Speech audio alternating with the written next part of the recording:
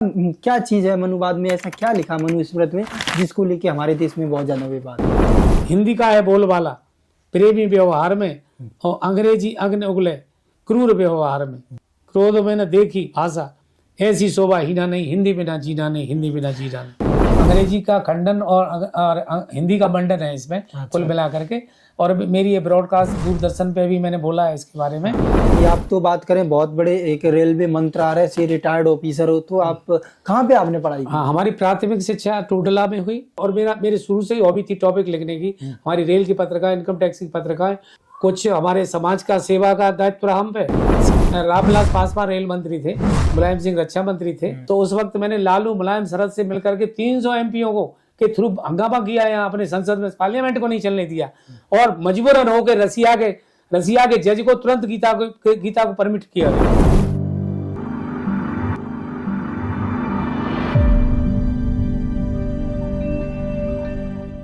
नमस्कार साथियों, आप सभी लोगों का स्वागत है आज के हमारे पॉडकास्ट में। साथियों, आज हमारे साथ हैं पॉडकास्ट में श्री भूप सिंह यादव जी, जो कि बात करें रिटायर्ड रेलवे मंत्रालय से एक रिटायर्ड ऑफिसर है। उसके साथ ही साथ ये राष्ट्रीय कविवर भी हैं। तो मिलते हैं आज इनसे और कुछ 2-4 पंक्तियां सुनेंगे कविता के बारे में, तो एक रोचक कहानियां सुनेंगे। जुड़े रहिएगा। सबसे पहले सर, स्वागत है आज के हमारे पॉडकास्ट में। सर धन्यवाद बेटे, धन्यवाद और आशीर्वाद। God bless you. आगे सर, आप कहाँ से बिलोंग करते हैं, कुछ बताइए अपने बारे में। बेटे, हम जो है उत्तर प्रदेश से बोलते हैं, हम रहने वाले उत्तर प्रदेश के। हमारा होम स्टेशन टोडला है, गांव टीकरी है, और जिला फिरोजाबाद है वर्तमान में, पहले आगरा था, और उत्तर प्रदेश से हम बिलोंग करते हैं जी। सर, आपने पढ़ाई कहाँ की? आप तो बात करें बहुत बड़े एक रेलवे मंत्रालय से रिटायर्ड ऑफिसर हो, तो आप कहाँ पे आपने पढ़ाई की? हाँ, हमारी प्राथमिक शिक्षा टोडला में हुई। 10वीं हमने हाई स्कूल वहाँ से किया, फिर इंटरमीडिएट अलीनगर केजरा से किया, फिर आगे CL डिग्री कॉलेज से किया, फिर ऐसा आगे डिग्री कॉलेज से। वहाँ से मैंने 3 PG की डिग्री की, post graduate in political science, और AA किया सोशोलॉजी, ट्रिपल हिंदी लिटरेचर किया, फिर साहित्य रत्न मैंने इलाहाबाद से किया। इलाहाबाद भी आपने पढ़ाई की? यस, हिंदी साहित्य सम्मेलन प्रयाग से किया। और 1976 में महाकुंभ लगा था, जैसे अभी लग रहा है, तो पहले महाकुंभ में मैं गया हुआ था 1976 में। उस वक्त मैंने PCS का एग्जाम दिया, डिप्टी कलेक्टर का, 1 महीने में वहाँ रहा। और 1976 से लेकर ना अब तक के सारे कुंभ मैंने वहाँ कलबाज भी किया, रहा हूँ और अभी भी जाऊँगा। अच्छा, जाओगे। बाकी सर ये बताइए, आपका रेलवे विभाग में, रेलवे मंत्रालय में आपका कब सिलेक्शन हुआ? हाँ, रेलवे मंत्रालय में मेरा सिलेक्शन 1983 में हुआ। 1983 में ज्वाइन किया। सिलेक्शन तो पहले ही हो गया था, क्योंकि टाइम भी 2-4 साल तो वैसे ही लग जाती थी रेल के उसमें। इलाहाबाद से मैं सेलेक्ट हुआ, फिर मैंने चंडीगढ़ टॉप किया, उसके बाद मैं 93 में रेलवे ज्वाइन किया। उससे पहले मैं 82 में मैं मिनिस्ट्री ऑफ एजुकेशन में, जब एशियाड 82 चल रहा था, जब उस वक्त मैं यहाँ दिल्ली में लेक्चरर था मिनिस्ट्री ऑफ एजुकेशन में जी। अच्छा, तो सर आपका कौन से ईयर में सिलेक्शन हुआ था रेलवे में? मेरा 1983 में ज्वाइन किया, और सिलेक्शन तो शायद 80 में हो गया था। 80 में सिलेक्शन हो गया था। अच्छा, ओके। फिर 88 में फिर चंडीगढ़ टॉप किया, चंडीगढ़ से प्रमोशन का हुआ। अच्छा जी। टॉप भी किया आपने? जी। कौन सी यूनिवर्सिटी टॉप की थी? नहीं, यूनिवर्सिटी हमारा चंडीगढ़ बोर्ड किया टॉप। अच्छा, चंडीगढ़ जो हमारा रेलवे का रिक्रूटमेंट बोर्ड है, हमारे रेलवे के अंदर 17 रिक्रूटमेंट बोर्ड है। तो सर, आप तो मतलब बात करें एक बहुत अच्छी पोस्ट से रिटायर्ड रेलवे से हो चुके हो, तो सर ये बताइए, जो बात करें रेलवे के ऊपर, तो अपने देश की जो रेल है, ट्रेन है, ये क्यों लेट होती है? बात करें। हाँ, हमारा ऐसा, हमारा जो रेलवे है, हमारा रेलवे जो है पूरे वर्ल्ड के अंदर 4थी पोजीशन पे है, और एक लाइफ लाइन है हमारी रेल और डिफेंस। अगर ये माइनस हो जाए तो हमारे हिंदुस्तान में कुछ बचता ही नहीं। ये दोनों ही एज कमेरी डिपार्टमेंट हैं। रेल अक्सर कर लेट क्यों होती है? लेट होने का कारण एक तो टेक्निकल होता है, और दूसरा कुछ इनका टाइम शेड्यूल का भी होता है। रेलवे का अपना शेड्यूल है, कुछ लेट भी होती है, कुछ बिफोर भी होती है, कुछ वैसे भी होती है, सब एडजस्टमेंट होता है। आज तो मॉडर्न टेक्नोलॉजी है। रेल हमारी 160 किलोमीटर पर रन कर रही है, और अब तो हम वंदे मातरम तक और शताब्दी और राजधानी तक वर्ल्ड के अंदर पूरा रिकॉर्ड है हमारा। हम तो अमेरिका से भी एडवांस है रेल के अंदर। अच्छा। हाँ, और रेल पे मैंने कई आर्टिकल लिखे हैं। रेल राजा जो मैंने अपनी पुस्तक लिखी है आत्म संक्रांति, इसमें मैंने 2 रेलवे का आर्टिकल लिखे जिसपे करोड़ों रुपए की बचत हुई भारत सरकार को। और 1976 में महाकुंभ लगा था। हाँ, ये मेरी पुस्तक आत्म संक्रांति मैंने कोरोना के टाइम पे लिखी, और ये किताब मेरी 55 कंट्री में जा चुकी है, और ये गद्य पद्य दोनों शैली में। इधर मेरी बायोग्राफी है, और इसमें मैंने पद्य में करीब 45 मेरे कविताएं। अच्छा, ये आपकी कितनी पुस्तकें बिक गई होंगी? ये मेरी 1000 किताब जा चुकी हैं। 1000 किताब 55 कंट्री में जा चुकी, और दुनिया गीता को वितरित करती है। मैंने अपनी पुस्तक सप्रेम भेंट की है। अच्छा, हाँ, ओके। सर, मुझे ये बताइए, जैसे कि बात करें, आप बता रहे थे कि आप एक कवि हो। हाँ। तो ये कवि का जो आपके अंदर गुण है, ये कहाँ से आया? और ये कवि का गुण मेरे को विरासत में मिला। अच्छा, विरासत। हाँ, मैं सन 1975 की वाकया है। अटल बिहारी वाजपेयी हमारे बटेश्वर के रहने वाले थे। सन 1975 में मुझे कविता लिखने का कविता करने का बहुत शौक था। हम फिरोजाबाद से करीब 90 किलोमीटर दूर बाई साइकिल गए। सन 1975 में इमरजेंसी लगी हुई थी, बटेश्वर का मेला था, तो इनका अटल बिहारी वाजपेयी की कवि मैंने सुनी। उसी वक्त से मेरा एकदम वहीं से रुझान बन गया। वो एक ऐसा मील का पत्थर साबित हुआ उनकी कविता का। उसी वक्त से मेरे अंदर कवित्व झलकने लगा, और मैं कवि बरूप में लेखक भी हूँ, कवि भी हूँ, मैं लिखता भी हूँ। मेरी दोनों, और जहाँ नहीं पहुंचे रवि वहां पहुंचे कवि, और जहाँ नहीं पहुंचे कवि वहां पहुंचे अनुभवी। तो एक्सपीरियंस इज बेस्ट टीचर। तो ईश्वर की कृपा से एक्सपीरियंस भी है। मैं अब अपने जीवन के 70वें बसंत पूरा करने जा रहा हूँ। मैंने अपना, ये मेरा छोटा पुत्र था, ये बीटेक कर रहा था, बहुत ही संस्कारी बालक, बड़ा सुंदर और संस्कारी बालक था। हाँ, ये किताब लिखने का श्रेय इसी को है, और इसी की प्रेरणा से लिखा। ये किताब सुबह 4 बजे मेरे टेबल पे कलम पेंसिल रख देता, पापा आज क्या लिखा आपने? इसका नाम हितेंद्र यादव था। बहुत ही होनहार बालक था, संस्कारी बालक था। ये मेरे जीवन में बहुत बड़ी ठेस पहुंची। तो ये पुस्तक मैंने इसी को समर्पित की, और ये मेरी कविता और लेखन का प्रेरणा स्रोत, ये मेरा बच्चा है। ऐसा क्या मतलब हुआ जो कि आपका बच्चा, बात करें, आपका स्रोत बन गया? लोगों का स्रोत मतलब बात करें, ज्यादातर राइटर होते हैं, उनका स्रोत, उनका प्यार बनता है, प्रेमिका बनते हैं, बट आपका बात करें बच्चे से कैसे क्या हो गया? बच्चे ने मेरे को प्रेरणा दी कि पापा आज क्या लिखा। क्यों, मैं लिखता तो था, स्पीच भी देता था, मैं वक्ता भी था। और 28 साल में ऑल इंडिया रेलवे का अपना ऑल इंडिया हमारा ओबीसी फेडरेशन है, उसका मैं लीडर रहा। पूरा हिंदुस्तान का चप्पा छारा पड़ा है। कन्याकुमारी से काम में आख्या तक। तो कुछ हमारे समाज का सेवा का दायित्व रहा हम पे। सेवा भी करते रहे, अपनी सर्विस भी करते रहे, नौकरी भी करते, सर्विस भी की, सेवा भी की, उसके साथ साथ साहित्य सृजन भी किया, गद्य का, लेखक का। और मेरे शुरू से ही हॉबी थी टॉपिक लिखने की। हमारी रेल की पत्रिका, इनकम टैक्स की पत्रिका और भी पत्रिका थी। मैं 20 साल से लिखता था। फिर हमारे एक मित्र थे आसाम के, जिन्होंने असम रामायण लिखी है और डीलिट है, वो डिग्री होल्डर है। उन्होंने कहा कि भूप सिंह जी, आप इतना अच्छा लिखते हो, इसको आप लिपिबद्ध करिए इसको। हाँ, तब फिर मैंने आत्म संक्रांति, तब फिर मैंने अपने सारे सब मैंने लिपिबद्ध किया, अपने गद्य को, पद्य को इस पर लिपिबद्ध किया। और ये मेरी पुस्तक आत्म संक्रांति सकारात्मक क्रांति है, पॉजिटिव एनर्जी।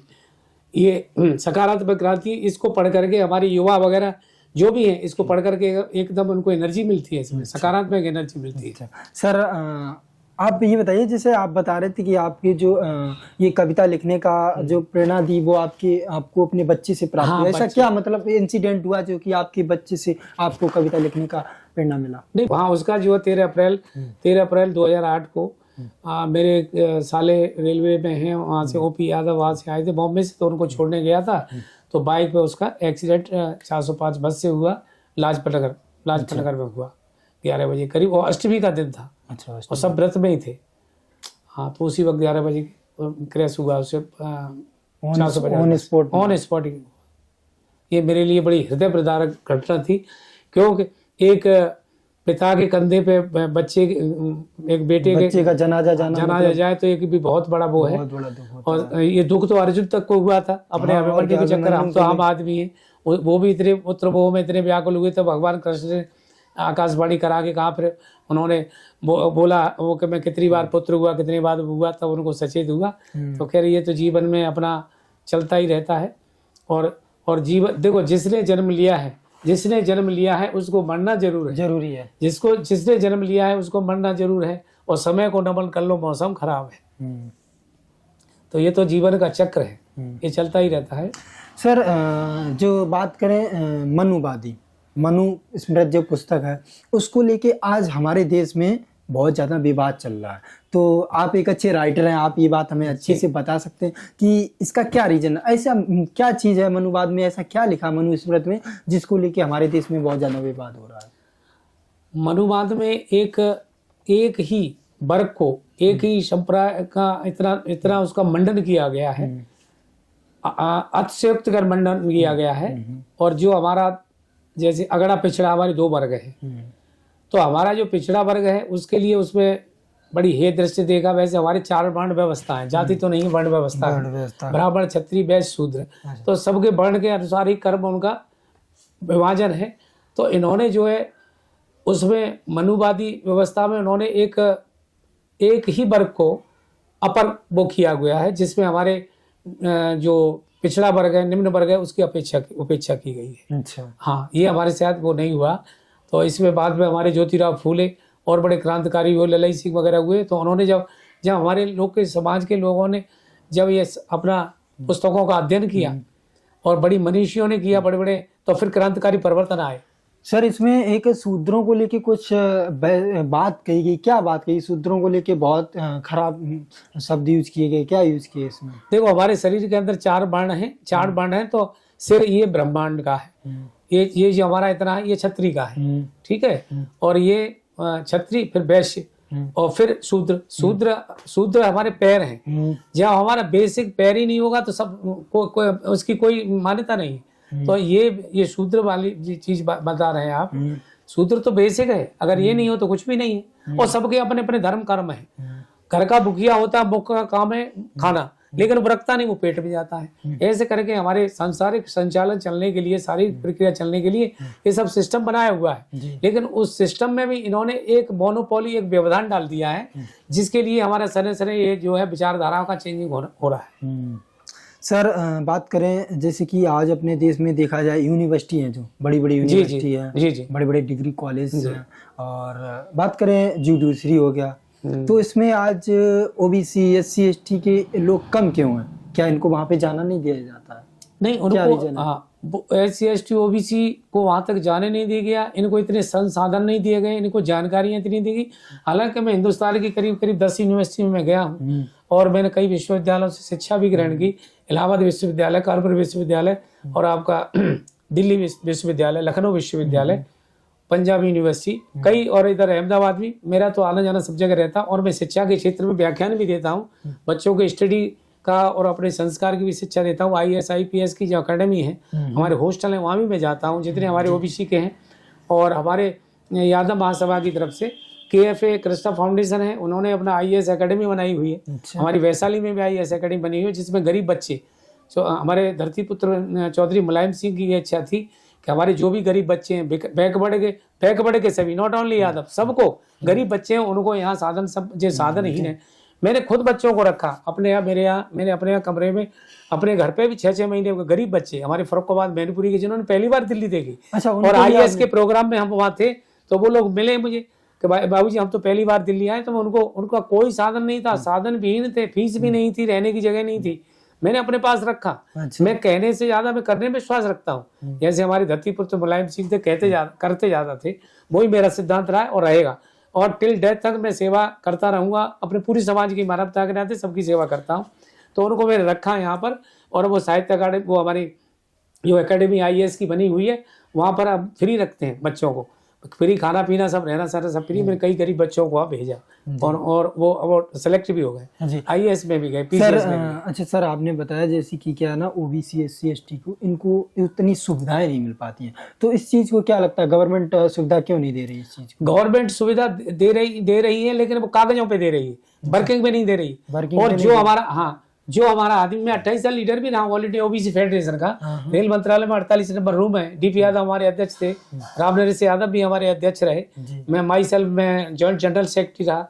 और हमारे उत्तर रेलवे के अंदर हमारी एसोसिएशन है, अब भी है, पूरे हिंदुस्तान में अब भी है, तो उसका मैं संस्थापक सदस्य भी हूँ।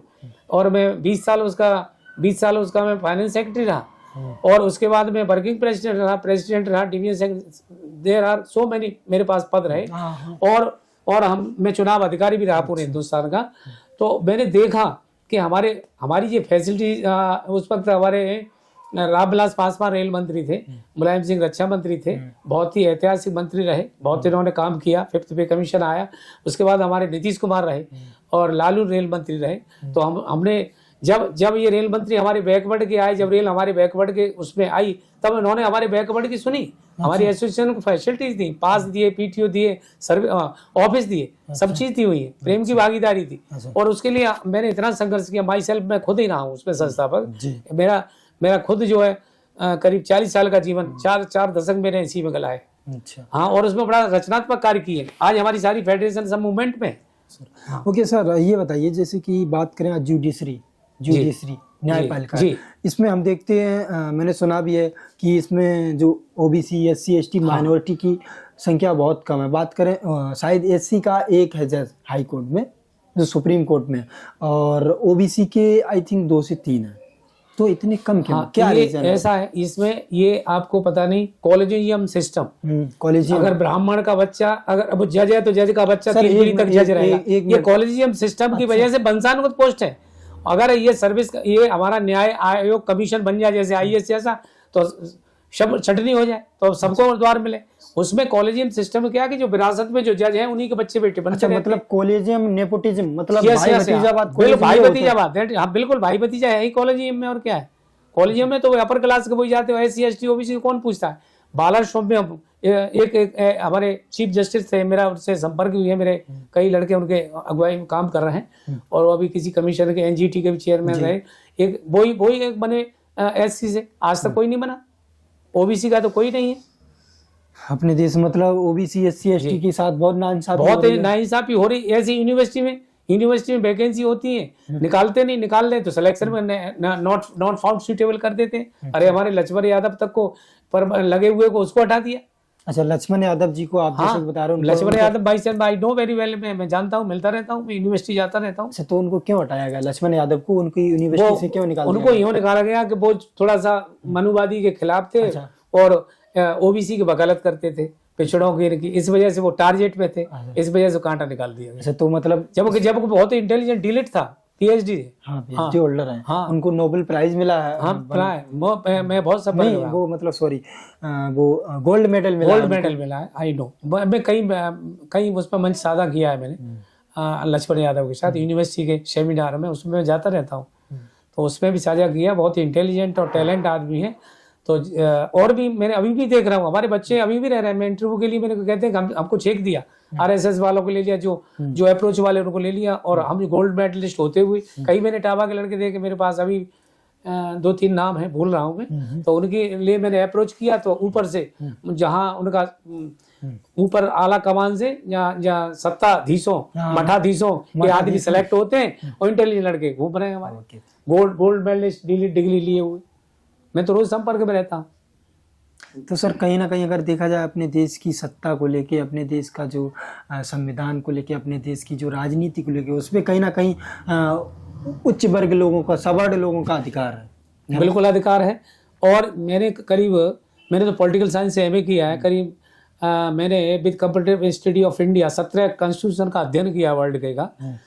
हाँ, तो मुझे काफ़ी नॉलेज संविधान से भी है, फंडामेंटल राइट से भी है, और ये मैंने सारा बारीकी से देखा है। और मैं संसद में कई बार गया हूँ, मेरे वहाँ व्याख्यान भी हुए हैं, और जो हमारी जो लाइब्रेरी है उसका भी मैंने अध्ययन किया, डॉक्टर अम्बेडकर की उसका भी किया। संविधान को भी मैंने, ओरिजिनल संविधान को भी देखा है, कितना हमारा संविधान सुंदर, सब देशों से चुन चुन के हमारा संविधान इतना वर्ल्ड का बहुत ही अच्छा संविधान बनाया हुआ है। चुन चुन के सारी चीज़ें लाए, फंडामेंटल राइट्स लाए, और भी चीज़ें लाए, और संविधान के साथ हमारे कर्तव्य हैं उनको भी नीत किया गया है। लेकिन संविधान चाहे कितना भी अच्छा क्यों ना हो, जब तक शासक प्रशासक की नीयत और नीति में भेद रहेगा, तब तक कल्याण नहीं हो सकता। अच्छा, तो नीति और नियत में भेद है, कथनी और करनी में अंतर है। हाँ, मैं प्रैक्टिकल आदमी। सर, आप जैसे कि आप एक अच्छे लेखक हैं और राइटर भी हैं, तो सर आपकी कोई कृतियां हैं जो कि आप बता सकते हैं, सुना सकते हैं? मैं भी थोड़ा एंटरटेनमेंट लूं। शायद आपकी एक कृति थी, तुम्हारा पिता। हाँ, नहीं, इसमें कविताएं मेरी, ये कृतियां हैं। अच्छा, ये और हाँ, एक कृति ये है और दूसरी कृति ये है जिसमें हम हिंदुस्तान के 7 कवि हैं और ये हमारी बीए के सेकंड ईयर में गुजरात यूनिवर्सिटी में चल रही है। हाँ, ये वाली है ये। हाँ, ये केवल वर्तमान हिंदी काव्य। हाँ, ये जो सर की है ना वर्तमान हिंदी काव्य, ये गुजरात यूनिवर्सिटी में बीए सेकेंडरी में चल रही है। इसमें बात करें 7 राइटर हैं, डॉक्टर चंद्रपाल सिंह यादव, अहमदाबाद गुजरात, और ये सर का नाम लिखा है भूप सिंह यादव, फिरोजाबाद उत्तर प्रदेश। तो समझो कहीं ना कहीं जिनकी किताब एक यूनिवर्सिटी में चल रही है, गुजरात स्टेट में चल रही है, तो बहुत अनबिलीवेबल पर्सन है। ये 7 कवि हैं इंडिया के, उनमें चुना हुआ हूँ। वर्ल्ड इंडिया के 7 कवि हैं उसमें, इंडिया के 7 कवि उनमें चुने हुए हैं। तो सर कोई ऐसी एक कविता सुनाइए जो कि सुनाता हूँ। और ये हमारे एनसीआर के अंदर 100 कवि हैं इसमें। अच्छा। तो ये 5 मिनट पहले मेरे को इंटीमेशन मिला, तो इसमें भी मेरी कविता छपी हुई। ये इसमें 100 कवि माने हुए। सर आपकी एक कृति है, एक कहानी है कि दुनिया नचा रही है। हाँ, दुनिया नाच रही है आज। दुनिया नचा रही है। तो इस कहानी में क्या ऐसा दुनिया क्या नचा रही है? नहीं, दुनिया नाच रही है आज गीता माता सिर पर रख कर। अच्छा। हाँ, गीता के बारे में मैंने काफी लिखा है और मैंने प्रेम के ऊपर मैं ज्यादा बल देता हूँ। कि प्रेम के ऊपर जो सब पंक्तियां मैं सुना रहा हूँ तुम्हें कि प्रेम जो अनंत हो गया, प्रेम जो अनंत हो गया तो ये रोम रोम संत हो गया, शिवालय हो गया बदन, ये हृदय तो महंत हो गया। प्रेम ऐसी डिग्री है, प्रेम की कहीं भी कैस कर लो। और तो हमारी जॉब ओरिएंटेड डिग्री है, वकील है, डॉक्टर है, इंजीनियर है और वैसी, लेकिन प्रेम की डिग्री ऐसी है कि कहीं भी इसको आप कैस कर सकते हैं जी। और इसमें भी आप जो भी सुनना चाहें, इसमें तो मेरी 45 कविता हैं और जो आप बोली एक अनमोल है, इसके बारे में कुछ मैं ढूंढ रहा हूँ। और ये मैंने भगवान कृष्ण के ऊपर भी लिखा है। हाँ, ये हमारी गीता माता जो है, गीता का बड़ा योगदान रहा स्वतंत्रता में भी बड़ा वो रहा। हमारे अपने सरदार भगत सिंह और बिस्मिल इनके सामने गीता रहती थी, गीता के बल से उन्होंने सब कुछ किया था। तो ये मैंने गीता आज दुनिया में गीता का हमारा बोलबाला डंका बज रहा है। भगवान कृष्ण हमारे इष्ट हैं, ये हमारे इन्हीं को कुल में हमने जन्म लिया। हम तो बहुत ही सौभाग्यशाली धन्यवाद समझते हैं कि भगवान कृष्ण के युद्ध कुल में हमने जन्म लिया है।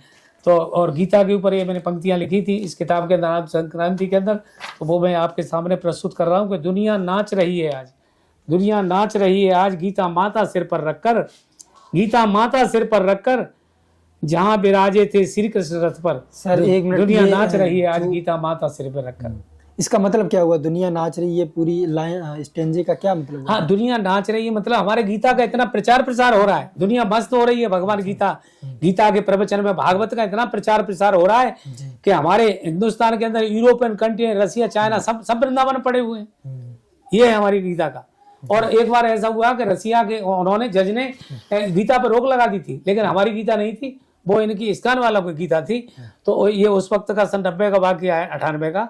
तो उस वक्त मैंने लालू मुलायम शरद से मिलकर के 300 एमपीओ को के थ्रू हंगामा किया यहाँ अपने संसद में, पार्लियामेंट को नहीं चलने दिया और मजबूरन होकर रसिया के जज को तुरंत गीता को परमिट किया गया। अच्छा, वहाँ पे ये गीता, हाँ, गीता पे रोक लगा दी। वहाँ पे अलाउड नहीं, अलाउड नहीं। वो तो कहते हैं कि धर्म तो एक अफीम है, रसिया में धर्म कहाँ है, वो मानते नहीं। अब चलती है वहाँ पे? हाँ, चलती है। अच्छा। चलती है, इस पर रोको अपने खुलवाया माई सेल्फ। मैं था एक हमारे एक शर्मा जी और थे विदेश मंत्रालय के।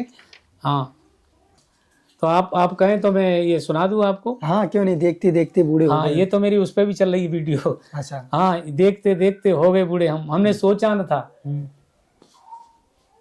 अब तो हम जीवन के 70वें वसंत में चल रहे हैं, तो देखते देखते हो गए बूढ़े हमने सोचा न था, हमने देखा न था, फिर भी आ ही गया छिपा रेंगता, बीता बचपन जवानी रखे बुढ़ापा कदम, और देखते देखते हो गए बूढ़े हम। अच्छा, इस कविता को पढ़ते आपको जवानी के दिन याद आते हैं? नहीं, जवानी क्यों नहीं दिन आते हैं? अब भी मैं तो अपने को जवान समझता हूँ।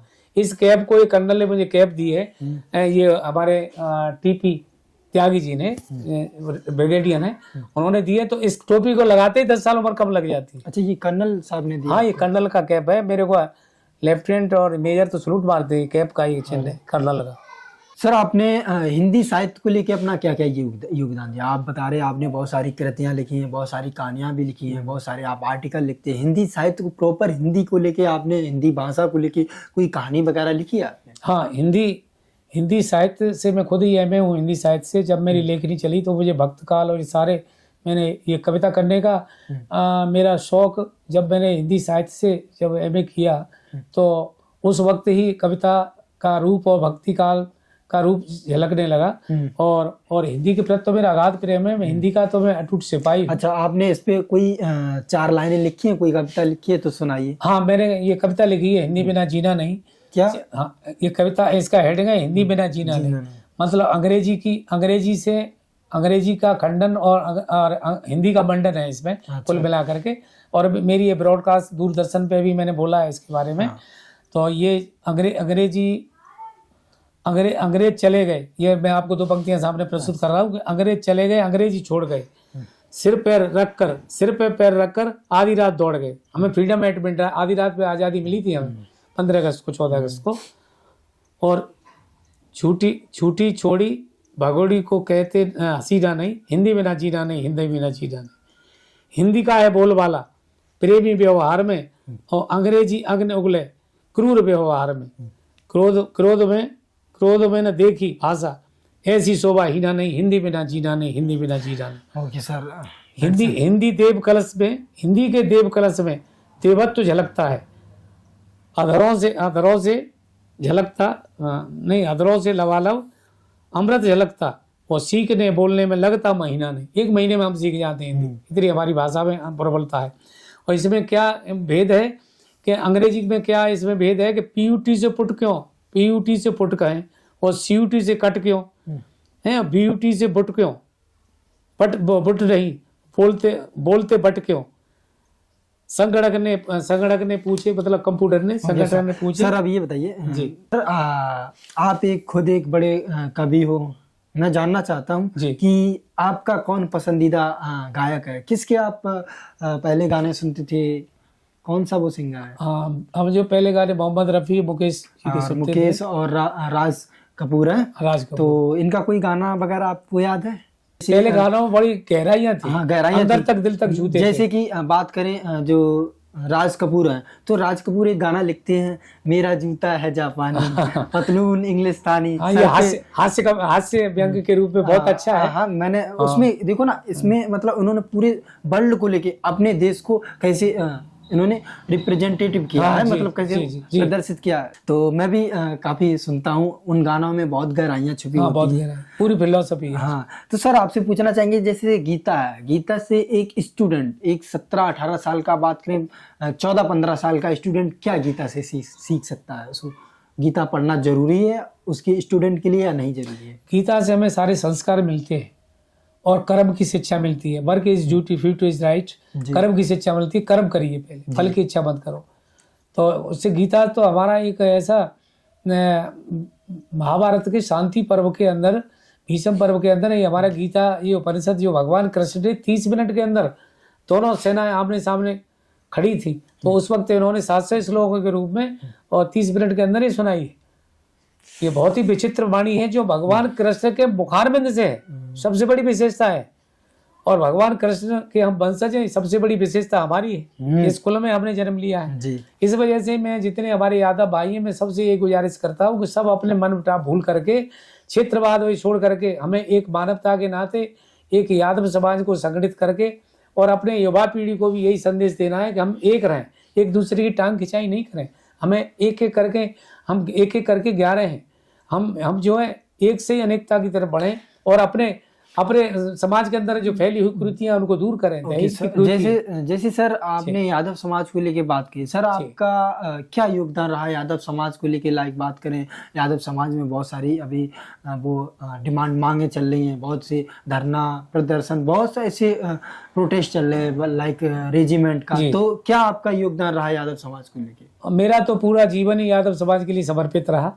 पहले तो मेरा जीवन पूरा मानव मात्र के लिए समर्पित है और मैं ईश्वर से यही प्रार्थना करता हूँ, जब तक मेरी सांस है तब तक मैं सेवा ही करूँ, टिल डेथ तक। मानव सेवा मेरा पहला धर्म है, जिसमें हमारे यादव में पूरा मानव मात्र है। लेकिन फिर भी जिस देश जात में, जिस वंश में जन्म लिया तो उसकी तो हर एक को आती है। तो उस वजह से मैं अपने जो हमारे पिछड़े, गरीब, वंचित जो भी हमारे भाई हैं, उनको मैं यही संदेश देता हूँ कि आप अपना कर्म करिए और शिक्षा पे ध्यान दीजिए। Education is equal to spirituality plus morality, education minus character is equal to hypocrisy.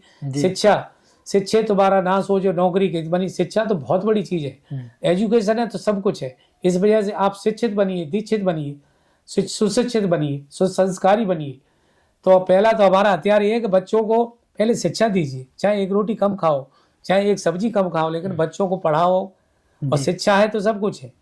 जैसे कि सर बात करें अहीर रेजिमेंट चल रहा है अभी, जो बहुत बड़ा प्रोटेस्ट चल रहा है इंडिया में, तो क्या लगता है अहीर रेजिमेंट क्यों नहीं बढ़ रही है? हाँ, अहीर रेजिमेंट का ये हमारी जो अहीर कौम जो मार्शल कौम है, तो इसका शुरू से मुगल पीरियड से लेकर के ब्रिटिश हुकूमत के टाइम से जो इतने चुगलखोर और जितने वो थे लोग हमारी इस कास्ट से, मार्शल कौम से जलते थे, उन्होंने उन लोगों को, हमारे जो पुराने शासक थे, उनके मतलब गलत मैसेज दिया कि ये जो है अहीर जो है ये बगावत कर देंगे, मार्शल कौम है, कल हथियार लेंगे, कल सत्ता पे काबिज हो जाएंगे। इस वजह से उनको एक बगावती के तेवर के रूप में हमें प्रदर्शित किया वहाँ पर। तो अंग्रेजों की मेंटलिटी ये हुई कि ये तो बगावत कौम है, अगर हमने इनको पावर सत्ता दे दी तो हमारा ही तख्ता पलट देंगे। ये मिसअंडरस्टैंडिंग की वजह से हमारी अहीर रेजिमेंट और अहीरों की जो है ये इस वजह से इनकी वो हुई, अवनति की तरफ गए। और अब तो हाल ये है कि अब तो इन्होंने अग्निवीर योजना, हमारे अहीर रेजिमेंट का इतना प्रेशर रहा तो अग्निवीर योजना चला दी। मैं सदस्य हिंदी सलाहकार समिति रक्षा मंत्रालय की कोर कमेटी में राजनाथ में हूँ, और साउथ ब्लॉक और अपने पार्लियामेंट एनेक्सी, उसमें मेरे कई पारकर रक्षा मंत्री थे तब से लेकर अब तक। ये बीजेपी का 12-14 साल का शासन है, उसमें अब तक जितने रक्षा मंत्री सबके साथ मेरी बैठक हुई, लेकिन वो मेरा दायरा हिंदी का था। तो जितने भी क्वेश्चन थे, जितने भी वो थे, चाहे वो हमारा DRDO का ये इसका मिसाइल का बात हो या वो हो, तो उसमें मैंने बड़े क्रांतिकारी सुझाव दिए और उसको सरकार ने माना। और करीब 62 आदमी हमारे पैनल में होते थे, उसमें हमारे तीनों चीफ CDS और कैबिनेट मिनिस्टर राजनाथ जी और दर्जनों MP और डायरेक्टर वगैरह थे। माई सेल्फ मैं भी था, मैं भी होता ही था। तो मैंने बहुत ही हिंदी के ऊपर, हमारे हिंदी राजभाषा के हमारे जितने कर्मचारी और अधिकारी जो होते थे उनके प्रमोशन डंप हुए पड़े थे, वो मैंने खुलवाए, उनके प्रमोशन खुलवाए। 10-10 साल से 20-20 साल से उसी पोस्ट पे थे। एक तो वो योगदान दिया हिंदी का, और दूसरा ये हमारी अहिंदी क्षेत्र में हमने मीटिंगों करने का योगदान दिया।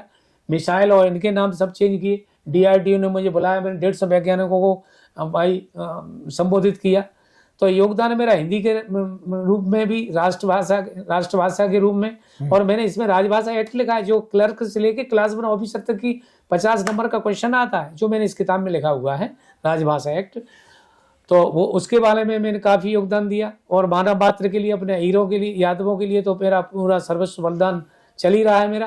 और जितनी कुरीतियाँ होती हैं मैं मंच में बोलता हूँ, उद्बोधन के रूप में बोलता हूँ। हमारी नई पीढ़ी है उसको भी संस्कार की बातें बताता हूँ, और जितने हमारे युवा हैं उनका भी मनोबल बढ़ाता हूँ, और जितने हमारे बुजुर्ग हैं उनको भी सही राह दिखाता हूँ जी। हाँ, और जहाँ तक अहीर रेजिमेंट का सवाल रहा, हमारी पहले 87, 94 और ये सागर और ये हैदराबाद हमारी रेजिमेंट थी। पहले हमें कुछ नहीं करना, इनको रीस्टेट करना है। पहले की थी, कुछ नहीं, रीस्टेट करना है।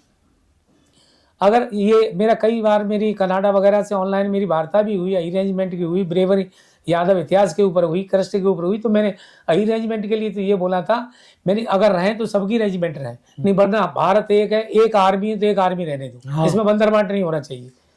और जो लता मंगेशकर ने जो गाना गाया था कि शहीद हुए उनकी याद करो कुर्बानी, हाँ, तो उसमें जो शूटिंग हुई, मैं कैप्टन रामचंद्र जी के साथ कई बार रहा।